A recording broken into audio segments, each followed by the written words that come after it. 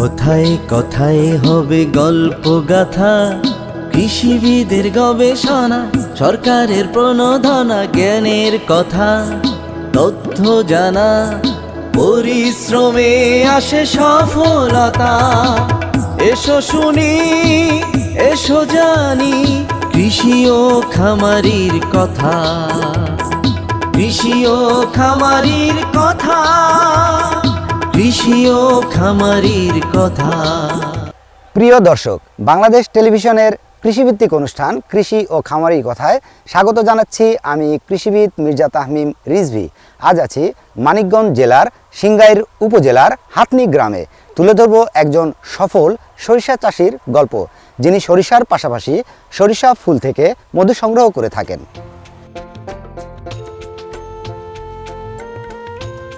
গতানুগতিক ফসলের বাহিরে যখন কৃষি হয়ে ওঠে প্রকৃতির সৌন্দর্য আর অর্থনৈতিক সফলতার এক অনন্য দৃষ্টান্ত, তখনই সেই কৃষি মানুষকে নতুন করে ভাবতে শেখায়। হলুদ সরিষার ফুলে ভরে ওঠা বিস্তীর্ণ মাঠ, চারপাশে মৌমাছির গুঞ্জন, একদিকে পরিবেশের ভারসাম্য রক্ষা, অন্যদিকে নিশ্চিত আয়ের পথ। সরিষার মৌসুমে সরিষা চাষের পাশাপাশি সরিষার ফুলকে কাজে লাগিয়ে মৌ খামারের মাধ্যমে মধু সংগ্রহ করে স্বাবলম্বী হচ্ছেন অনেক কৃষক ও খামারি। ফসলের পাশাপাশি মৌচাষে হয়ে উঠছে বাড়তি আয়ের আরেকটি সম্ভাবনাময় পথ। এমনই এক সফল ও অনুকরণীয় চাষাবাদের গল্প তুলে ধরব আজকের কৃষি ও খামারির কথা অনুষ্ঠানের মাধ্যমে। মানিকগঞ্জ জেলার সিংগাইর উপজেলার হাতমি গ্রামের কৃষক মোহাম্মদ জাহের আলী প্রায় 4 দশকেরও বেশি সময় ধরে তিনি সরিষা চাষ করে আসছেন। দীর্ঘ অভিজ্ঞতা, পরিশ্রম আর সঠিক পরিকল্পনার মাধ্যমে তিনি গড়ে তুলেছেন নিজের স্বাবলম্বী জীবন। চলতি বছরে তিনি 10 বিঘার বেশি জমিতে সরিষা চাষ করেছেন। এই 10 বিঘা জমিতে সরিষা চাষ করতে তার খরচ হয়েছে প্রায় 50,000 টাকা। তিনি আশা করছেন চলতি মৌসুমে প্রায় 2 লাখ টাকার সরিষা বিক্রি করতে পারবেন।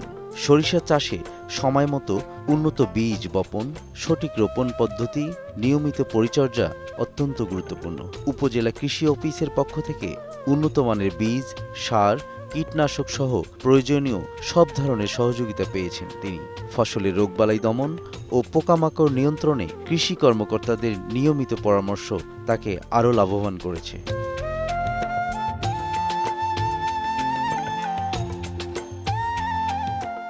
যতদূর আমরা দেখছি সরিষা ফুলের ক্ষেত, এই সম্পূর্ণটাই কি আপনার? না, এখানে 20 বিঘা জমির মতন আমার আছে, আর অন্য কৃষকের আছে। আমি নিজে এগুলি করি, হাল চাষ করে, কথা ঠিক আছে, নিয়ে এই লোকটুক নিয়ে এগুলি করতে হয়। আমি সর্বপ্রথমে কৃষক এই জিনিসটা আমার বাবার থেকে পাওয়া কথা, তারপরে কৃষি স্যার আছে আমাদের, ওনার পরামর্শে আমরা এই শস্য আবাদ করা শিখেছি। তার পাশাপাশি এই ফুলের থেকে যে মধু তৈরি হয় সেটাও আমরা প্রশিক্ষণের মাধ্যমে কৃষি অফিসার ওনারা আমাদেরকে প্রশিক্ষণ দিচ্ছেন। সেই প্রশিক্ষণের বিনিময়ে আমরা এই দুটো জিনিস একসাথে কালেকশন করতে পারতেছি। বিঘা প্রতি 6 থেকে 7 মণ শস্য হবে।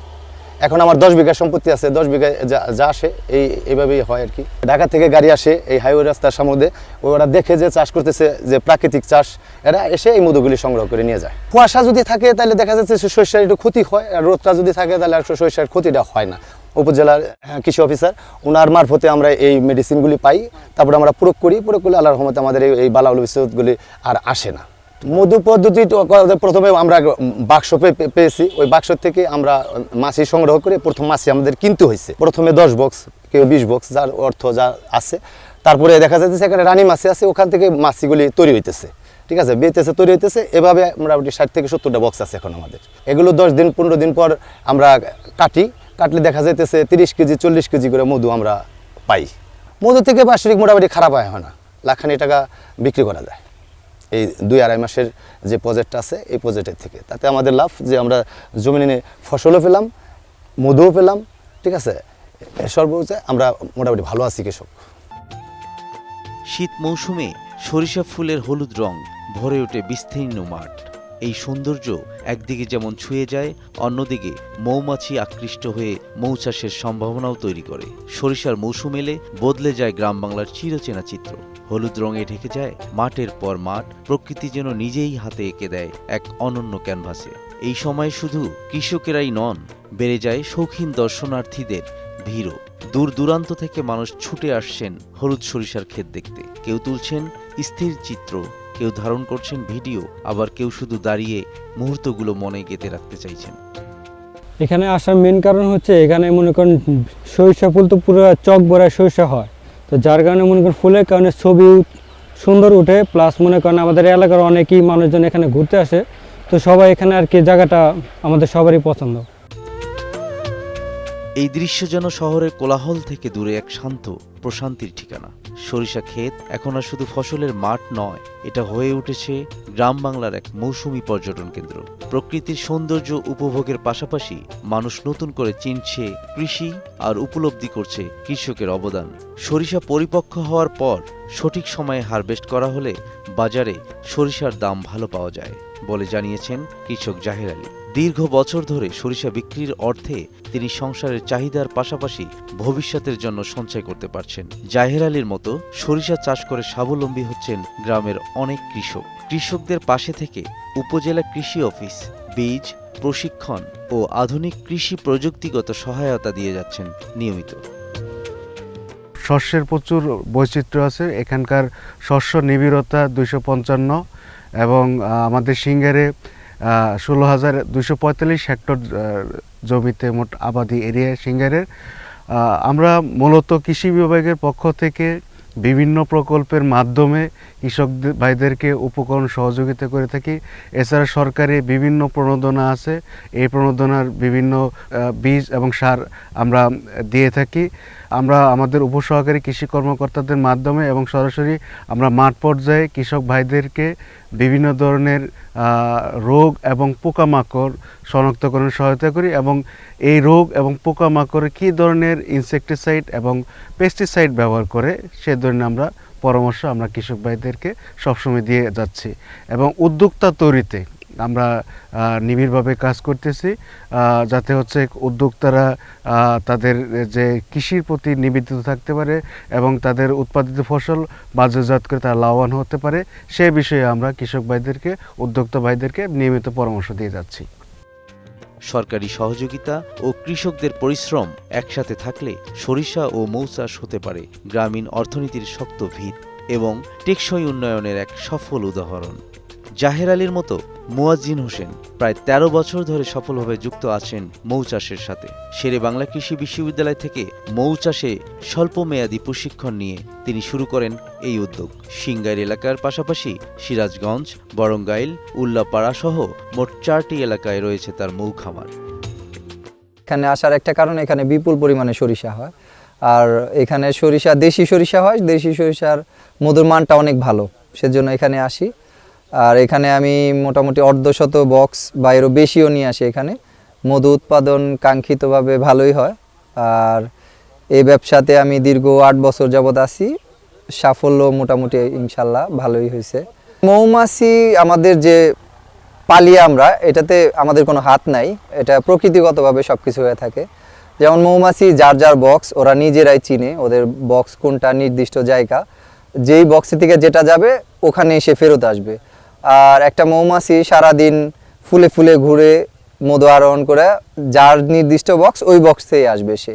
আর দেখা গেল যে আমাদের গড়ে এখানে যতগুলো বক্স আছে, প্রতি বক্সে 10 দিনে 2 কেজি হওয়া সম্ভব।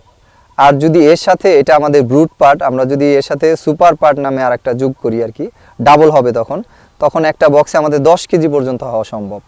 তো এইবারের যে আবহাওয়া, তাতে রোদ খুব কম দেখা যাইতেছে, আর রোদ যদি না হয় তাহলে আমাদের মধু উৎপাদন অর্ধেক না শূন্যের কোঠায়ও নেমে যেতে পারে। রানী মৌমাছি আমরা শুরুতেই একটা বক্স যখন দেখা গেল যে অনেক বেশি হয়ে যায় মৌমাছি, সাধারণত আমাদের একটা বক্সে 50,000 মৌমাছি থাকে। যখন এরও বেশি হয়ে যায় তখন আমরা চিন্তা করি যে না, যদি বেশি হয়ে যায় এই বক্সে আর ওদের ধারণ থাকবে না, তখন বক্সের বের হয়ে চলে যাবে। তখন ওরা নিজেরাই সিদ্ধান্ত নেয় যে এখানে একটা রানীতে হবে না, তখন বক্সে 2টা রানী জন্ম নেয়। তখন 2টা রানী, একটা রানী নতুন রানী যে হবে সে কিছু মৌমাছি নিয়ে বক্সেরা চলে যাবে, যদি আমরা সময় মতো ডিভিশন না দিতে পারি। ওটা আমরা খুব খেয়াল রাখি। যখন মৌমাছি বেশি হয়ে যায় তখন আমরা ভাগ করে 2টা বক্সে দিয়ে দিই। তখন যেই বক্সে পুরানো ছিল ওটাতে রানী রাখি না, তখন ওই পুরান রানী যেই ডিমটা দিয়ে গেছে তখন শ্রমিক মৌমাছিরা খাবারের পরিমাণ একটু বাড়ায় দেয়, রয়্যাল জেলি যেটারে বলে, ওই রয়্যাল জেলিটা একটু বেশি দিলেই তো একটা ডিম থেকে রানী হওয়া সম্ভব। এইভাবে আমরা নতুন রানী ক্রিয়েট করি। আবহাওয়া ভালো থাকলে আমরা 10 দিনে একবার মধু পাই, আর আমাদের মধু মাঠেই বিক্রি হয়ে যায়। আমাদের কোনো কোম্পানিকে আমরা দিতে পারি না, এত হিউজ পরিমাণে হয় না, আমাদেরটা লোকালি বিক্রি হয়ে যায় সরিষার মধুটা। বর্তমানে এই সরিষা ক্ষেতে তার রয়েছে 130টি মৌ বক্স। প্রতিটি মৌ বক্সে 40 থেকে 50,000 মৌমাছির বসবাস। প্রতিটি মৌ কলোনি থেকে সপ্তাহে 60 থেকে 70 কেজি মধু সংগ্রহ করা সম্ভব। প্রতি কেজি সরিষা ফুলের মধু তিনি পাইকারি বিক্রি করছেন 700 থেকে 750 টাকা দরে। খরচ বাদ দিয়েও প্রতি মৌসুমে থাকে উল্লেখযোগ্য পরিমাণ লাভ। সরিষা ফুলের মৌসুম শেষ হলে বাক্সগুলোকে স্থানান্তর করা হয় কালোজিরা ও ধনিয়া চাষের এলাকায়। পরবর্তীতে লিচুর মৌসুমে লিচু বাগানে, আবার সুন্দরবনের প্রাকৃতিক পরিবেশে নেওয়া হয় মৌ বক্সগুলোকে। এই ব্যবস্থাপনায় বছরে প্রায় 5 মাস মধু সংগ্রহ করা যায়। সরিষা মৌ চাষের মাধ্যমে আজ মুয়াজ্জিন হোসেন শুধু লাভবানই নন, হয়ে উঠেছেন একজন স্বাবলম্বী ও সফল উদ্যোক্তা। জামিরতা হাতনি মাঠে প্রায় 400 হেক্টর সরিষা আছে। 400 হেক্টরের মধ্যে, ঠিক আছে, এই মাঠটাই অনেক বেশি সরিষা। এই সরিষার ফুল থেকে মধু সংগ্রহ করা হয় কৃষকের। আমরা কৃষকের তেল জাতীয় ফসল উৎপাদন বৃদ্ধি প্রকল্প থেকে আমরা চাষিদের মৌ বক্স দিয়ে থাকি। মৌ বক্স দেওয়ার মাধ্যমে আর চাষিরে মানে মৌ চাষি প্রশিক্ষণের মাধ্যমে চাষিকে উদ্বোধন করা হয়েছে, মানে এই যে মধু সংগ্রহের যে বিষয়টা, এই মৌ বক্স দেওয়ার পরে এই যে এই ফসলের উৎপাদন বৃদ্ধি পাচ্ছে অনেক, ঠিক আছে। ওই মৌমাছিটা মানে ফুলের পরাগণ করতেছে, ফুলের পরাগণের মাধ্যমে এই যে সরষের উৎপাদন আগে যা ছিল তার থেকে বিঘা প্রতি 1-1.5 মণ করে বেশি হচ্ছে। এখান থেকে এই পাশে মানিকনগর হাট আছে, কৃষকরা হাটে বিক্রি করে, প্লাস কৃষকরা এই যে বাসায় থেকেও অনেক ব্যাপারী এসে এই যে কৃষকরা বিক্রি করে থেকে। মধু আমরা সরকারিভাবে চাষিদের তেল প্রকল্পের মাধ্যমে মৌ বক্স দিছি 500 থেকে 600 টাকা কেজি হিসেবে এই যে মধু সংগ্রহ করে। তাতে একটা কৃষকের এই যে বছরে এই যে 90 থেকে 1 লাখ টাকা ইনকাম হয় ওই বাড়তি ওই মধু থেকে। এইখানে প্রতি বিঘাতে বাড়ি শস্য 14-17, এইগুলা প্রতি বিঘাতে মানে 6 মণ। এতে কৃষক লাভবান হচ্ছে। এই সরিষার মধ্যে মধু উৎপাদনটাও বেশি এই সরিষায়। চাকুরির পেছনে না ছুটে সরিষা চাষের সাথে মৌ খামার গড়ে তুলে আপনিও হতে পারেন একজন স্বাবলম্বী উদ্যোক্তা। সাফল্য আসে উদ্যোগে, চাকুরিতে নয়। তাই আপনার চিন্তায় পরিবর্তন আনুন, চাকুরির পিছনে না ছুটে কৃষিতে গড়ে তুলুন আপনার সফলতা ও স্বাবলম্বী জীবন।